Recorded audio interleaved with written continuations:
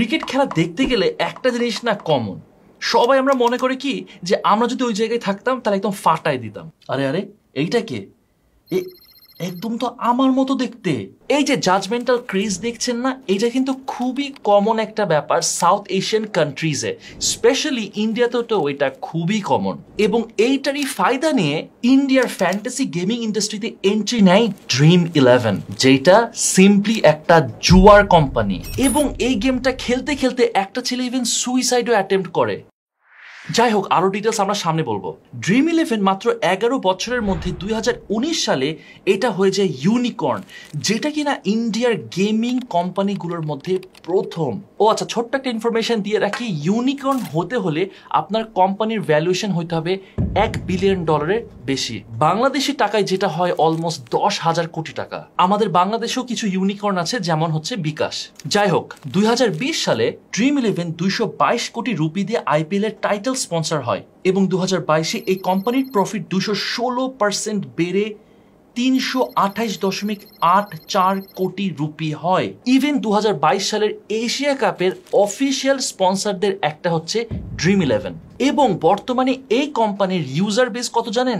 15 কোটি, মানে অলমোস্ট বাংলাদেশের জনসংখ্যার সমান। Can you imagine? আর আপনারা অবাক হয়ে যাবেন এটার ভ্যালুয়েশন শুনলে। ইনভেস্টররা Dream11 এর ভ্যালুয়েশন ধরেছে $8 billion, and based on that তারা হিউজ ইনভেস্টমেন্ট আনতেছে কোম্পানিতে। এত গল্প টল্প শুনে আপনি মনে করতে পারেন, ইস আমিও তো খেললে ভালোই লাগতো, এরকম যদি একটা গেম টেম খেলতে পারি তো মজাই তো হয়। ভাই ওয়েট, ইউ আর রং, এভাবে চিন্তা করেন না, because this is completely gambling. এরা জুয়া খেলাটাকে একটু ডিজিটালাইজেশন করছে, মডার্নাইজেশন করে ব্লাফ দিয়ে স্কিলের গেম বলে চালাই দিচ্ছে। ইভেন আপনি যান গুগল প্লে স্টোরে এটা সার্চে দেখেন, আপনি পাবেন না। আপনাকে যদি এই গেমটা খেলতে হয় আপনাকে Dream11 এর ওয়েবসাইটে যেতে হবে, ওখান থেকে আপনাকে ডাউনলোড করতে হবে। Dream11 যদি আপনি মনে করেন যে এটা শুধু খেলা, এটা একটা স্কিলস বেসড মনে হয় খেলা, আরে এটা নাথিং হার্মফুল। এটা আপনার ডিপ্রেশন লেভেলকে একদম সিভিয়ার লেভেলে নিয়ে যেতে পারে, যে অনেকে আছে যারা ইভেন সুইসাইড করারও চিন্তা করেছে। ইভেন যখন একটা সার্ভে করা হয়েছে তখন 50% সার্ভের পার্টিসিপেন্ট মনে করছে যে এই Dream11 এটা পুরা একটা ফ্রড। কিন্তু এরপরেও ইন্ডিয়ান সরকার এটাকে ব্যান করছে না কেন? ইভেন কাপ এশিয়া 2020-র এটা অফিসিয়াল স্পন্সর এবং IPL এর ছিল টাইটেল স্পন্সর। ভাই হচ্ছেটা কি? আপনি যাবেন কোথায়? ওকে, তার আগে বলে দিই, এই যে খেলাটা এত জনপ্রিয়, এই খেলাটা হয় কিভাবে এটা একটু এক্সপ্লেন করা দরকার।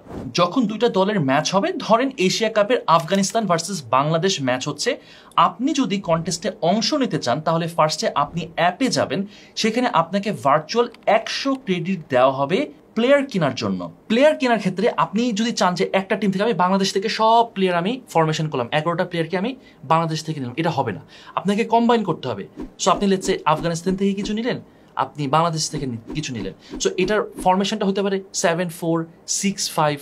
যখন আপনি 11 জন প্লেয়ারকে সিলেক্ট করবেন, আপনার ওয়াইজলি সিলেক্ট করতে হবে আপনার ক্যাপ্টেন এবং ভাইস ক্যাপ্টেনকে, কারণ এই প্লেয়ার দুইজন বেশি পয়েন্ট পায় যদি ভালো পারফরমেন্স করে। ক্যাপ্টেন পায় 2 গুণ আর ভাইস ক্যাপ্টেন পায় 1.5 গুণ compare to other team members.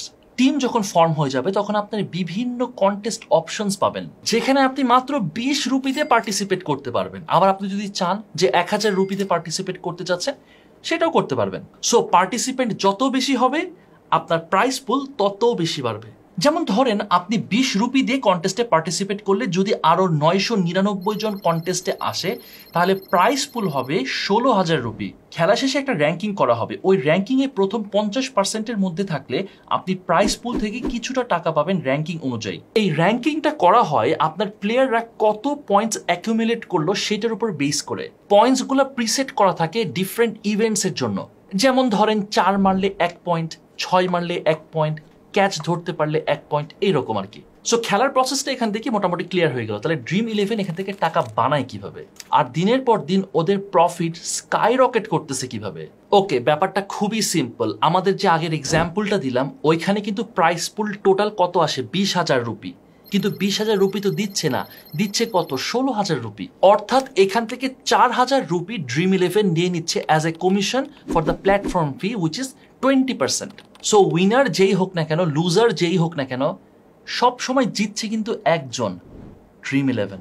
So আপনি এখন ভাবতে পারেন যে আচ্ছা ফাইন, ঠিক আছে, কেউ কেউ তো জিততে পারতেছে, দোষ কি, সমস্যা কোথায়? ওরা তো ট্রান্সপারেন্ট মনে হচ্ছে না, কিন্তু সত্য কথা কি জানেন, তারা ট্রান্সপারেন্ট না। এরকম বিভিন্ন বিভিন্ন ট্রাস্টেড ওয়েবসাইট যদি দেখেন তাহলে প্রচুর মানুষ কমপ্লেন আছে এই ড্রিম ইলেভেনের এগেনস্টে। ড্রিম ইলেভেন মানুষের চোখে ধুলা দিয়ে প্রাইস পুলটারও ম্যাক্সিমাম পোর্শনও তারা নিচ্ছে। তাদের এগেনস্টে ক্লেম হচ্ছে যে ড্রিম ইলেভেন খেলা শেষে নিজেরা টিম বানায় নেয়, একটা বট প্রোফাইল তৈরি করে, এবং তারা ওইখানে সবচেয়ে বেস্ট পারফর্মিং প্লেয়ার্সদেরকে রাখে, আর ক্যাপ্টেন এবং ভাইস ক্যাপ্টেন সেই সব প্লেয়ার্সদেরকেই দেয় যারা সবচেয়ে ভালো খেলেছে। আর তারা বট প্রোফাইলকে এমনভাবে ক্রিয়েট করবে না মনে হবে যে দেখে এটা মনে হয় রিয়েল প্রোফাইল। সো যারা আসলে জেনুইনলি খেলছে তাদের উইন করার পার্সেন্টেজ খুবই রেয়ার, খুবই রেয়ার। সো এটাকে যদি আমরা কম্পেয়ার করি, এটা হইতেছে ওই সব কোম্পানিগুলোর মতো।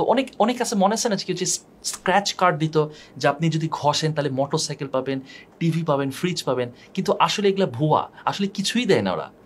হয়তোবা ওই যে সর্বোচ্চ যে কলম দেয়, আর ওই মানে যত লো প্রাইসের আইটেম আছে সেগুলো দেয়, দিয়ে বুঝায় যে কি আমরা অনেক কিছু, আসলে কিছুই দেয় না দিন শেষে, বা যাকে দিচ্ছে সেটা হয়তো তাদের নিজেদেরই লোক। বাট এটাও বলা দরকার যে যেহেতু এটা অফিসিয়ালি প্রুভড হয়নি, এগুলো জাস্ট কমপ্লেন্স, সো আসলে ওইভাবে করে আমরা কনক্লুশন টানতে পারি না। এবার আমি আপনাদেরকে এক্সপ্লেন করবো কেন এটা সম্পূর্ণ জুয়া। যদিও ড্রিম ইলেভেন বলতেছে না এটা জুয়া না, এটা পুরো স্কিল বেসড একটা গেম, বাট এটা জুয়া। ইনসাইক্লোপিডিয়া অফ হিউম্যান বিহেভিয়ার বই এইটা পাওয়া যায়, যেটার মানে দাঁড়ায় জুয়া হচ্ছে টাকা বা ভ্যালুয়েবল কিছু কোনো ইভেন্টে লাগানো যার রেজাল্টটা হচ্ছে আনসার্টেন, এবং এখানে আমার উদ্দেশ্য থাকবে যত টাকা বা ভ্যালুয়েবল জিনিস আমি ইনভেস্ট করছি তার চেয়ে বেশি আমি আশা করছি বা এক্সপেক্ট করছি যে আমি এটা থেকে বেশি আউটকাম পাবো। এখন আপনি আমাকে বলেন ড্রিম ইলেভেনে হচ্ছে এটা কি? এক্স্যাক্টলি তো তাই হচ্ছে। আমি যে 20 টাকাটা লাগাচ্ছি, আমার এক্সপেকটেশন কি? অবশ্যই এখান থেকে আরো বেশি টাকা যেন আমি রিটার্ন পাই। আর আমার হাতে তো টিম ফর্ম করে ফেললাম, ভালো কথা, কিন্তু তারপরে তো আমার কোনো কন্ট্রোল নাই। এখন আপনি বলতে পারেন যে আমি তো প্লেয়ারদেরকে নিয়েছি বেসড অন তাদের প্রিভিয়াস এক্সপিরিয়েন্স, হিস্ট্রি, এসব দেখে তো আমি নিয়েছি, তাই না? তাহলে চিন্তা করেন বেটিং এ কি হয়?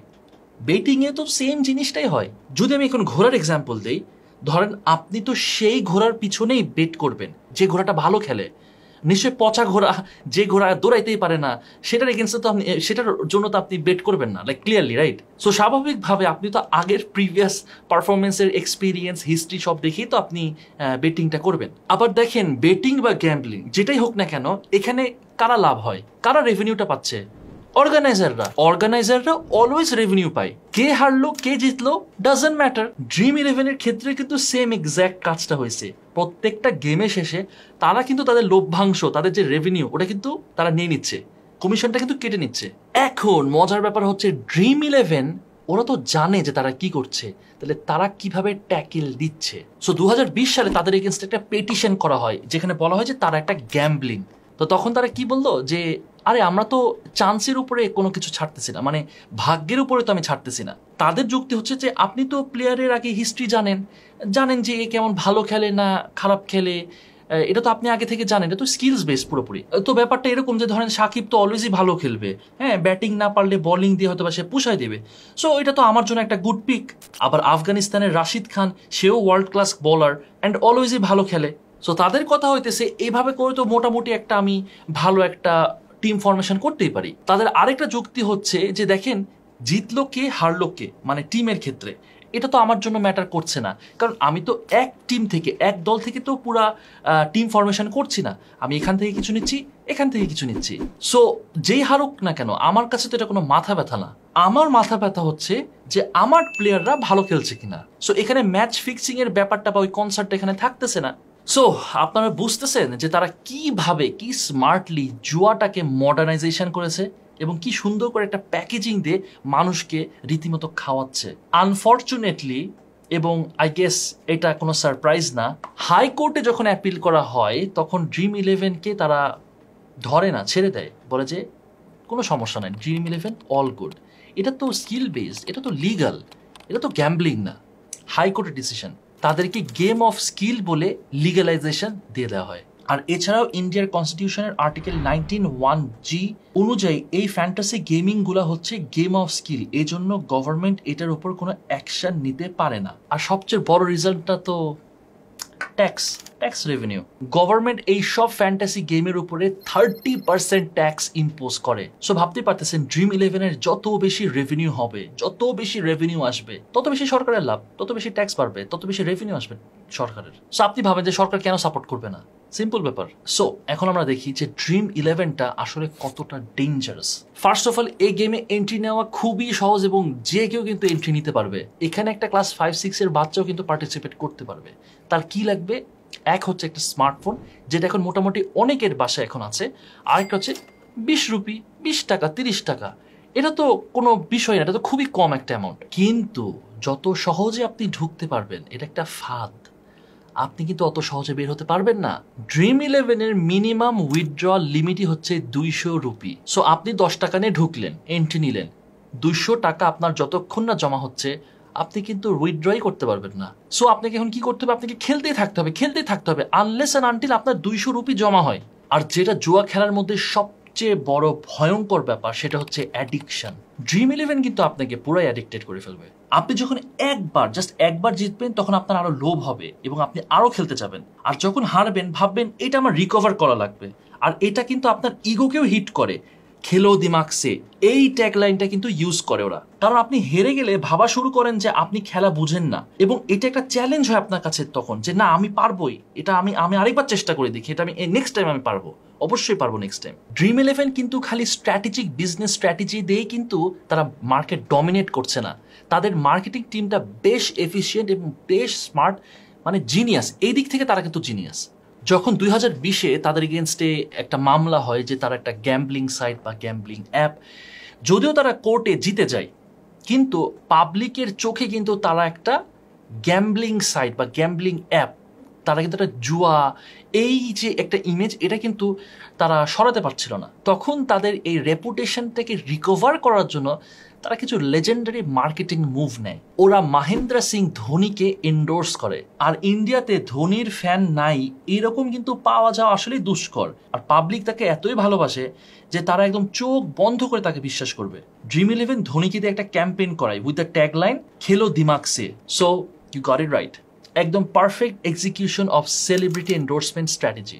আর এখন তো ওরা ইন্ডিয়ার সব কারেন্ট প্লেয়ারদেরকে এন্ডোর্স করা শুরু করেছে, যেরকম রোহিত শর্মা, জাসপ্রীত, ঋষভ পান্ট, হার্দিক পান্ডিয়া। তো মানুষের মধ্যে কিন্তু একটা ক্রেজ ছড়িয়ে পড়তেছে। এছাড়াও তারা কিন্তু খুবই স্মার্ট ওয়েতে স্টোরি টেলিং স্ট্র্যাটেজিটা করতেছে। 2021 সালের T20 ওয়ার্ল্ড কাপের আগে ওরা একটা ক্যাম্পেইন লঞ্চ করে #Dream Big এই নামে।